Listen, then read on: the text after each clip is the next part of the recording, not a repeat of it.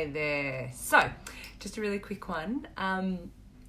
Talking about why you should never take advice from your friends when it comes to relationships, dating or even relationships, and how it's just one of the biggest mistakes that we make. And obviously, especially women, men too, but especially women, we can't help but talk about the things that are, that are troubling us or that we're going through, and we're always looking for some insight or for some help.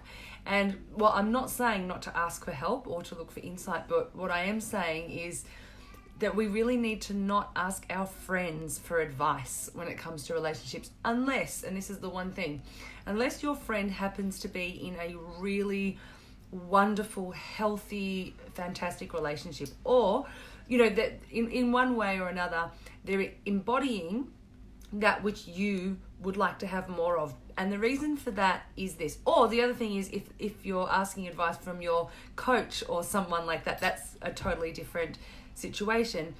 And the reason for that is this. As human beings, we can't help but see other people's life through our own filter. It's just the way that we're designed. If somebody tells me an issue, if somebody tells me something like, let's say someone says to me, my partner has stopped calling me back, or it takes, a few days to call me back. Now, if someone asked me that, let's say I'm not me, but I'm somebody who has a partner who was cheating on me. In fact, I did have a partner that was cheating on me when I was married for the first time.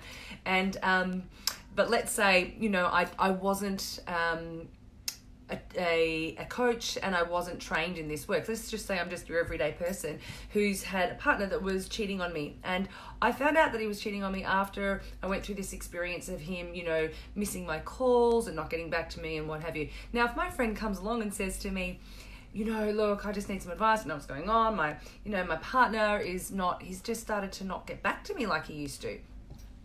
Of course, I'm going to say, oh, well, you better be careful. That can be one of the first signs of demise.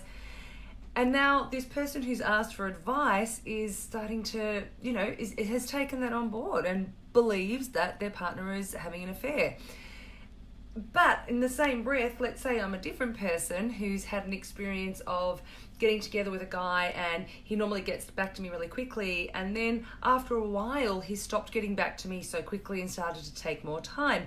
And my experience of this guy was that in the beginning he was pretty anxious, and he wanted to make sure that everything was okay, but as he relaxed and we deepened and we got to know each other a bit better and he felt more confident in himself and in our relationship, he was able to see the message and just be busy with what he was doing and get back to me. And into the bargain, he started a whole new project when we were together that got him really busy, and he was really active in that. So if the person asks, if you ask this person for advice, or this is your friend and you say, oh, my partner's not getting back to me as quickly as they used to, then my advice would be, oh, look, he's probably just busy. And so now you go away thinking, oh, he's just really busy. What's happened? Or, he's just relaxed. He's relaxing out a bit. So the point is that when we ask friends for advice, or when we take advice from our friends, often we don't even ask for the advice from our friends. We just tell them what's going on and they give us advice. So I really want to just suggest and invite you to not take on advice from your friends about relationships, because they will always look through their own filter, through their own lens at what's going on for you. The only time to take advice from anyone in any area of life is if you wholeheartedly adore where they are in that area of their life, or if they have skills and training to put their own filters aside and be really present for what you're sharing with them. And most human beings can't do that unless they, like I say, have the special skills and training to do so.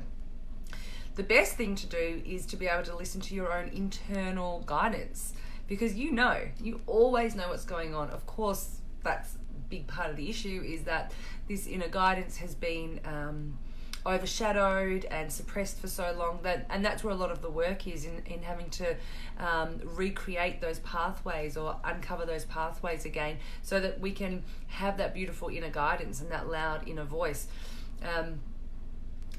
the internet. I love it. I'm reading a manual at the moment by Xavier Alfoisio, who's a beautiful Maltese man who's written a handbook guide to the sacred sites of Malta, because I'll be there in a week. So anyhow, he says to use your internet, and I love that.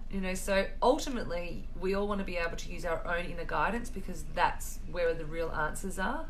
Failing that, or until we've built that up again, then taking advice or speaking to people who this is what they do, so they can put their own filters aside and be really present for you and your own situation.